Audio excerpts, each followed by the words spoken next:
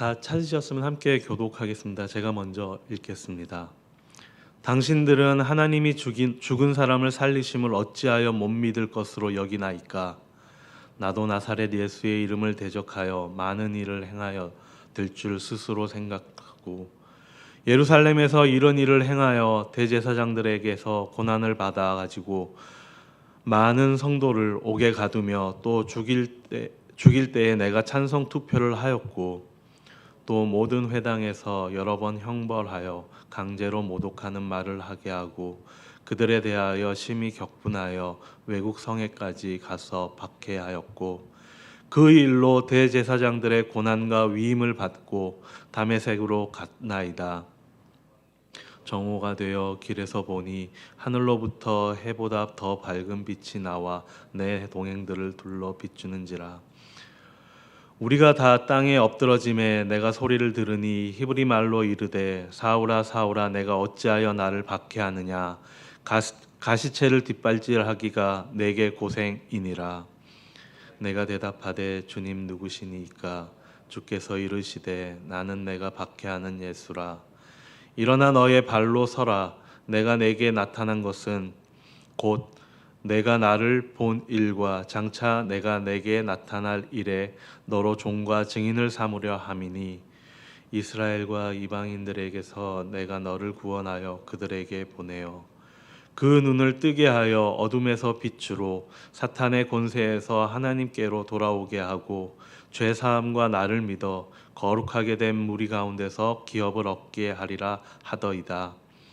아그리빠 왕이여, 그러므로 하늘에서 보이신 것을 내가 거스리지 아니하고 먼저 다메섹과 예루살렘에 있는 사람과 유대 온 땅과 이방인에게까지 회개하고 하나님께로 돌아와서 회개에 합당한 일을 하라 전함으로 유대인들이 성전에서 나를 잡아 죽이고자 하였으나 하나님의 도우심을 받아 내가 오늘까지 서서 높고 낮은 사람 앞에서 증언하는 것은 선지자들과 모세가 반드시 되리라고 말한 것밖에 없으니 곧 그리스도가 고난을 받으실 것과 죽은 자 가운데서 먼저 다시 살아나사 이스라엘과 이방인들에게 빛을 전하시리라 함이니이다 하니라.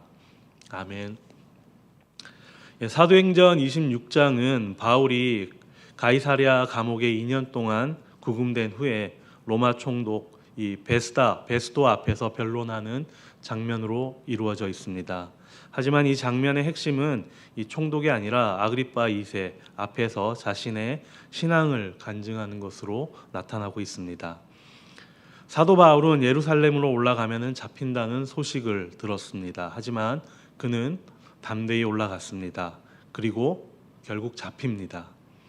여기서 재판을 3번이나 받게 됩니다. 첫 번째가 벨릭스 총독 앞에서였고 그리고 두 번째가 베스도 총독 앞에서 재판을 받습니다. 그리고 오늘 본문에 나와 있는 이 3번째 재판도 이 베스도 총독이 있긴 했지만은 궁극적으로는 아그리빠 왕 앞에서 재판을 받고 있는 것입니다. 이제 바울이 로마로 가기 전에 마지막 공식 변론을 하고 있지만은 이 바울은 부활과 구원에 대한 그의 이야기에 초점을 맞추고 있습니다. 로마에서 파견된 총독과 왕 그리고 많은 고관 대작들 이 권력자들 앞에서 전혀 주저하지 않고 그리고 주눅들지도 않고 바울은 이렇게 이야기를 합니다.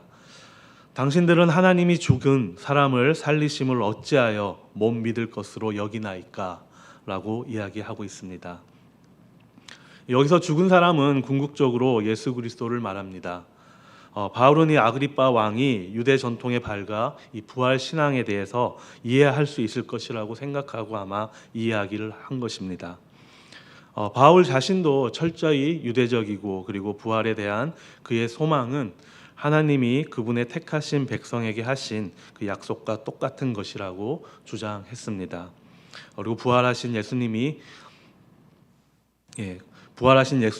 구약 예언의 성취자이자 메시아라는 사실을 주장한 것입니다. 부활은 결코 비이성적인 신앙이 아니라 구약적 그리고 이성적 그리고 역사적 사실이라는 것입니다. 부활은 현실을 초월하는 역사적 사실입니다. 우리가 하나님이 하실 수 있는 가장 큰 일을 믿지 않는다면은 우리는 하나님을 믿는다고 말할 수 없을 것입니다.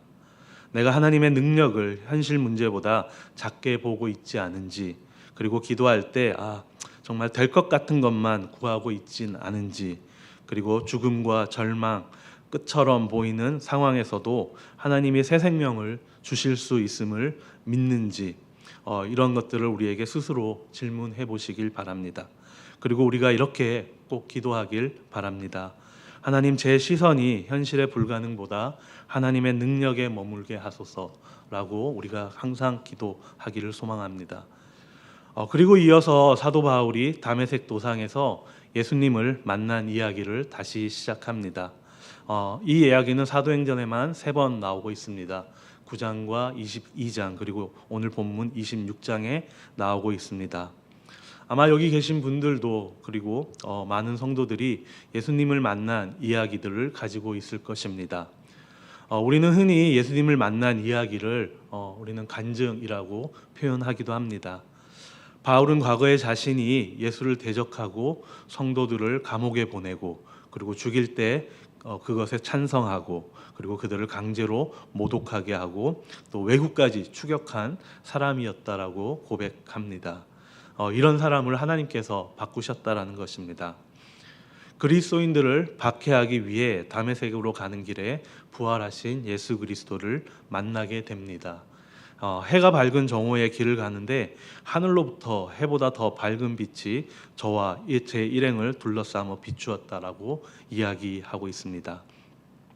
이렇게 다메섹 도상에서 바울이 하늘에서 빛이 비춰졌다, 또 그리고 어떤 음성을 들었다라고 하는 그의 간정을 우리는 초자연적인 현상이나 또 기적 현상처럼만 치부해서는 안 될 것입니다.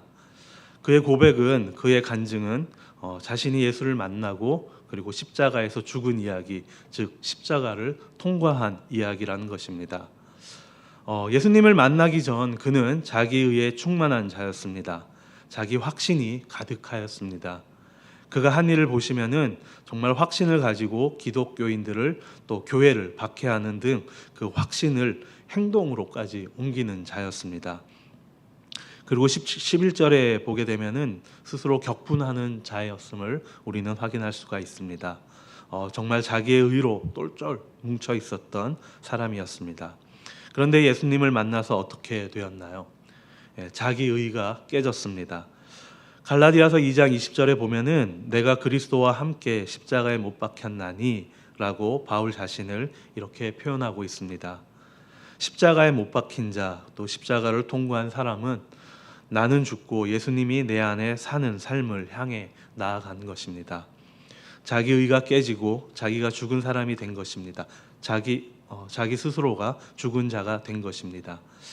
바울이 왕과 총독, 이렇게 수많은 고관 대작 앞에서 담대할 수 있었던 이유가 바로 여기에 있지 않았을까 생각을 합니다.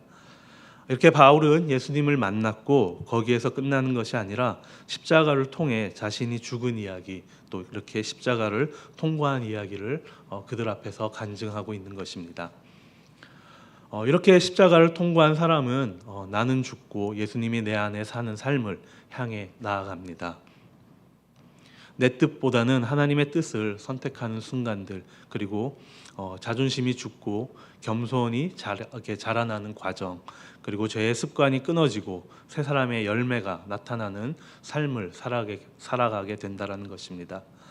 우리 중에 또 이렇게 생활 가운데 여전히 같은 죄를 반복적으로 짓고 있다면은 어떻게 보면 여전히 나의 의가 살아 있다라는 것을 증거하는 또 것이 될 것입니다. 이렇게 십자가는 그래서 끝이 아니라 출발점이 된다라는 것입니다. 주님께서 우리를 사용해 주시기를 기도하게 된다라는 것입니다. 주님이 원하는 자리로 가기를 소망하게 된다라는 것입니다. 또 나의 소유라 여기는 것들, 직업, 시간, 돈, 가정, 이 모든 것들이 주님의 것임을 고백하며 감사하게 된다라는 것입니다. 이렇게 순종과 사명의 삶을 살아가게 될 것입니다. 16절 말씀에 보면은 이렇게 기록합니다. 일어나 너의 발로 서라. 내가 내게 나타난 것은 곧 내가 나를 본 일과 장차 내가 내게 나타날 일에 너로 종과 증인을 삼으려 함이니라고 기록하고 있습니다. 간증은 단순히 좋은 경험이나 기적, 감정의 변화가 아니라 하나님께서 죄인인 나의 삶 속에서 어떻게 일하셨는지 그분의 구원 역사를 드러내는 이야기라는 것입니다. 주님의 종과 증인의 삶이 우리의 사명이 되어야 함을 기억해야 합니다. 우리의 간증은 어디까지인가요? 한번 생각해 보시길 바랍니다. 복음이 들려온 순간이 있었고, 그리고 성령님께서 마음을 깨뜨리고 예수님을 만나 또 예수님을 주님으로 영접한 순간에서 혹시 끝이 나는 간증을 가지고 있진 않으신지요? 물론 이것도 큰 의미가 있습니다. 그러나 바울처럼 내가 그리스도와 함께 십자가에 못 박혀 죽은 이야기, 또 내가 십자가를 통과한 이야기, 즉 죄 용서의 확신과 삶의 가치관과 우리 삶의 우선순위의 변화의 이 간증이 우리의 삶 가운데 일어나는 역사가 있기를 축복합니다. 이것이 종과 증인의 삶을 살아가는 방법일 것입니다. 바울은 과거의 자신의 모습을 한마디로 나는 완전한 바리새인이었다라고 표현을 하였습니다. 기독교인들을 박해하는데 열심히 했던 사람이었다라는 것입니다. 예수 그리스도를 박해하였던 자였습니다. 14절 말씀에 보면은 그렇게 박해하는 것이 가시채를 뒷발질하는 것이고 너만 고생하는 것이라고 이야기하고 있습니다. 이 말은 부질없는 반항을 묘사하는 데 사용되는 이 헬라 시대의 속담이었습니다. 가시 돋친 이 채찍에다가 발길질을 하다 보면은 우리 살이 벗겨지고 또 그리고 우리의 살만 다칠 뿐이다라는 뜻입니다. 다시 말하면 하나님을 대적하는 것은 무의미한 일이며 그리고 소용없는 일이다라는 뜻을 이야기하는 것입니다. 너의 의지가 아니라 내가 가라는 길로 가라. 또 그리고 내가 가지 말라는 길로는 절대 가지 말라. 이런 이야기를 하고 계신 것입니다. 그런데 자기의가 강한 사람은 고집으로 자기 멋대로 가려다 보니 그 가시채에 자꾸 찔려서 스스로 상처가 나고 또 아프고 결국 자기 고집 또 자기 의 때문에 결국은 쓰러질 수밖에 없다라는 것입니다. 정말 어리석은 행동일 것입니다. 내가 주님을 구주로 영접했지만 내가 가고 싶은 길로 가려는 마음이 결국 스스로 아프게 하고 다치게 하고 또 지치게 한다라는 것입니다. 내 고집 부리면서 이렇게 가시채를 뒷발질하는 인생이었다. 이것이 과거 자신의 인생에 대한 묘사인 것입니다. 이랬던 바울이 예수님을 만나면서 그 부활의 예수님이 나에게 구원을 주셨다라고 다시 한번 고백을 합니다. 17절 말씀에 보면은 그 고백이 이스라엘과 이방인들에게서 내가 너를 구원하여 그들에게 보내었다라고 이야기하고 있습니다. 여기에 보면은 이 구원은 두 가지로부터 구원을 받았다라고 이야기를 하고 있습니다. 구원받지 않은 이스라엘과 이방인들, 그들의 모습은 어떠하였을까요? 이방인들은 세상에 속한 자들이었습니다. 위선적이었고 거짓적인 세상을 대표할 수 있을 것입니다. 그리고 이스라엘은 하나님을 시시때때로 배반하는 하나님을 배반하였고 그리고 하나님을 자신의 도구 정도로 생각하는 그런 종교적인 위선을 행하였던 자들이었습니다. 자신들을 위해서 우상을 만들었기 때문에 그 신앙이 맞춤형 신앙이었고 또 맞춤형 그런 믿음을 가진 자들이었습니다.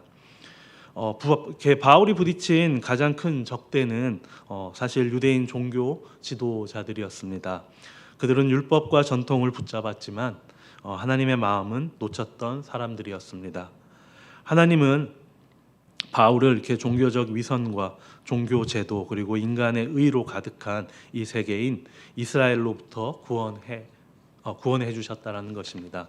그리고 이방인의 세상은 욕심과 우상적 가치관으로 상징되었습니다. 쾌락 중심이었고 그리고 욕망 중심의 삶 그리고 세상의 이익과 영광을 추구하는 삶 그리고 하나님 없이도 살 수 있다고 믿는 그런 자율적이고 세속적인 그 세계관에 있었습니다. 이런 바울을 이런 이방인 세상에서 하나님께서 구원해 주셨다라는 것입니다. 아마 오늘날 우리가 속한 세상의 모습에도 이 두 영역은 여전히 동일하게 존재하고, 그리고 우리가 가시체를 뒷발질하게끔 끊임없이 우리를 유혹하고 있습니다. 선과 악의 경계가 무너지면서 죄의 의식도 사라진 세상을 우리는 살아가고 있습니다. 하나님은 바울뿐만 아니라 저와 여러분을 이스라엘적 위선에서 건져내십니다. 그리고 모양만 믿음, 보이기 위한 믿음, 그리고 습관적인 예배, 그리고 겉으로 경건해 보이지만은 속은 변하지 않은 상태로 존재하는 자기의 의, 그리고 그런 모습에서 우리 하나님은 우리를 이런 신앙에서 건져내시고 진짜 복음, 그리고 은혜, 회개, 십자가 중심으로 부르심을 우리는 기억해야 할 것입니다. 그리고 우리를 이방인의 이 욕심에서도 건져내 주십니다.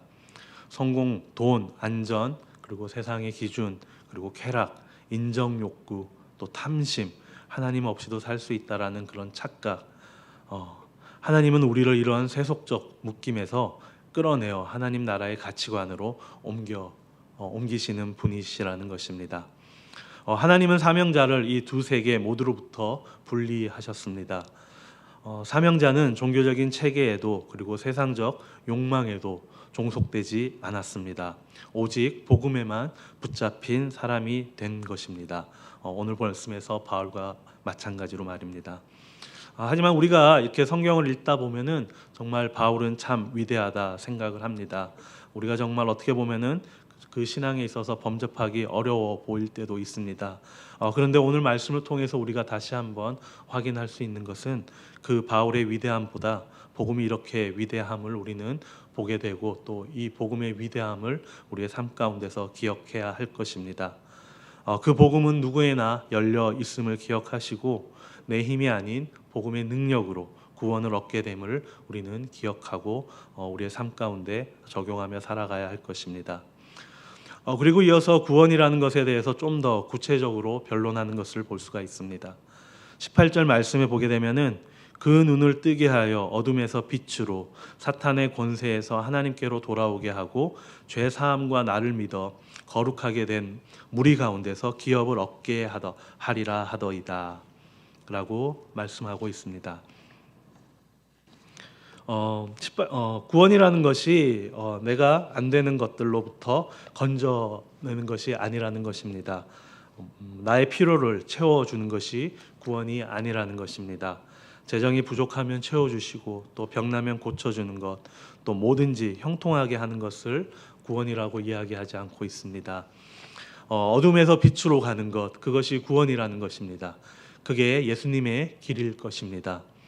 사탄의 세력, 우리를 망하게 만든 세력으로부터 바른 길로 가게 만드는 것이 구원이라는 것입니다. 어둠은 단순히 밝지 않은 상태가 아니라 하나님이 없이 살아가는 그런 인간의 본질적 그리고 본능적인 상태를 표현하는 것일 것입니다. 즉 타락한 인간의 욕구나 그리고 마음, 의지, 방향 전체가 어둠이라는 뜻입니다. 하나님을 이해할 능력이 없습니다. 그리고 선을 사랑하지 못하고, 그리고 악을 더 자연스럽게 너무나 당연하게 선택합니다. 요한복음 3장 19절에 보면은 사람들이 빛보다 어둠을 더 사랑한 것이라 라고 이야기합니다. 그리고 가장 무서운 어둠은 자신이 그 어둠에 있다는 것을 모르는 상태입니다. 본능과 탐욕으로 살아가더라도 그것을 모른다라는 것입니다. 그리고 오늘 말씀해 보았듯이 13절 말씀해 보았듯이 정오가 되어 길에서 보니 하늘로부터 해보다 더 밝은 빛이 나왔다라고 이야기하는 것을 보아 알듯이 이렇게 어둠 가운데 있지만은 그것이 어둠인 줄 모르고 또 밝은 빛 가운데 있다라고 우리가 착각하게 만든다라는 것입니다. 그리고 자신에 의해 도전하면은 죽임도 마다하지 않는다라는 것입니다. 지금 바울을 죽이려는 자들의 모습이 바로 그 어둠에 속한 자들의 모습이라는 것입니다. 바울이 아닌 그들이 오히려 두려움과 교만으로 자신의 것을 지키기 위해서 바울을 죽이려 하는 것입니다. 하지만 바울은 그런 그들을 살리기 위해 복음을 대변하고 있는 것입니다. 이것이 빛에 속한 자의 모습입니다. 빛은 그 모든 것을 비춰줍니다. 빛은 단순히 좋은 상태 또 밝음이 아니라 하나님을 보는 능력이라는 것입니다. 빛은 길을 보여주고 그리고 구별하게 하고 또 선택하게 하고 생명을 공급합니다. 그래서 구원은 인간의 외적 그런 윤리 변화가 아니라 정말 본성이 바뀌는 그런 근본적인 사건이라는 것입니다. 구원은 그냥 그저 생활 개선이 아니라 존재의 이동을 의미합니다. 구원은 행동 변화가 아니라 정말 본성의 변화를 이야기하는 것입니다. 그리고 구원은 빛을 향해 가는 길이 아니라 빛으로 들어오는 그 사건을 이야기하는 것입니다.